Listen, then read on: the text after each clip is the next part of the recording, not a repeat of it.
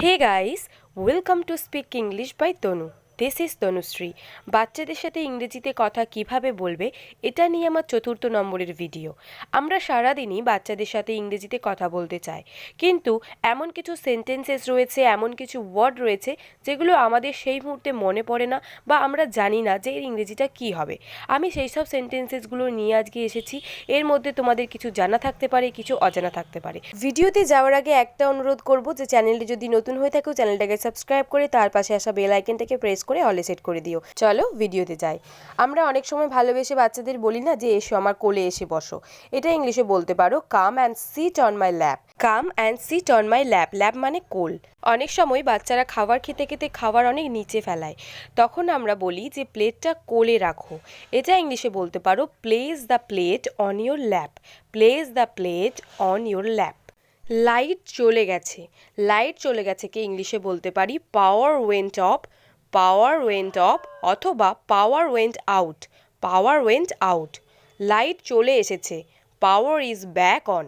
Power is back on অথবা power has been রিস্টোরেড।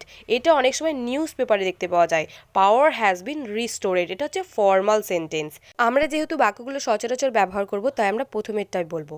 লাইটকে ইংলিশে পাওয়ারও বলে আর ইলেকট্রিসিটিও বলে। অনেক সময় বাচ্চারা জিজ্ঞেস করে যে লাইট কখন আসবে। এটা ইংলিশে হবে when will power be back on.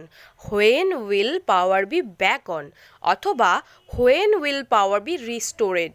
When will power be restored. কাউকে যখন আমরা বলি যে লাইট নেই, এটা আমরা বলতে পারি the power is out. The power is out. প্রায়ই এখানে লাইট চলে যায়।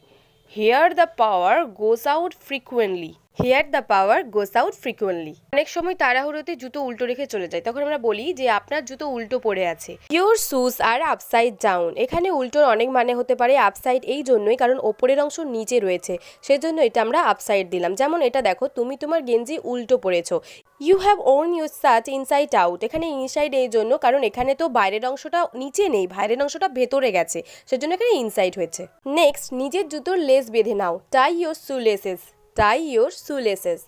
অনেক সময় বাচ্চারা মুখে আঙুল দেয়, তখন আমরা বলি যে মুখে আঙুল দিও না। Don't insert your finger in the mouth. Don't insert your finger in the mouth. যখন তুমি কিছু বলছো আর তোমার বাচ্চা শুনছে না, তখন আমরা বলি তুমি একদমই শুনছো না। You are not paying heed at all. You are not paying heed at all. মন গড়ানো কাহিনী বানিও না। Don't cook up stories. Don't cook up stories.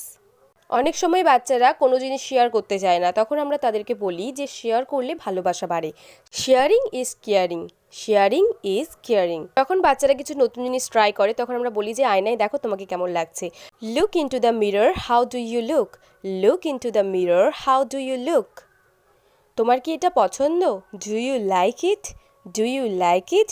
আর যদি তোমার বাচ্চার সেটা পছন্দ হয় তখন সে উত্তর দেয় হ্যাঁ এটা আমার পছন্দ।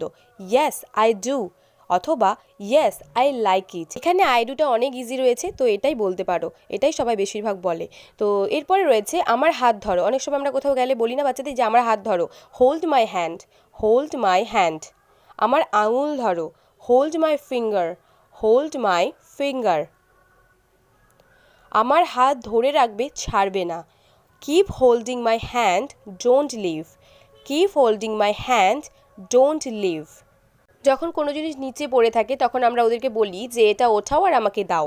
Pick that up and give me. Pick that up and give me. অনেক সময় বাচ্চারা না ভীষণ বদমাইশি করে, তখন আমরা বলি না যে আমাকে একদম বিরক্ত করো না। Stop bothering me. Stop bothering me. আমার মাথা খেও না। Don't nag me.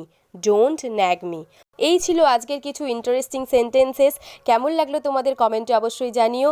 ভিডিও ভালো লাগলে লাইক করতে ভুলো না, আর প্রচুর প্রচুর প্র্যাকটিস করো। যত প্র্যাকটিস করবে ততই কিন্তু শিখতে পারবে।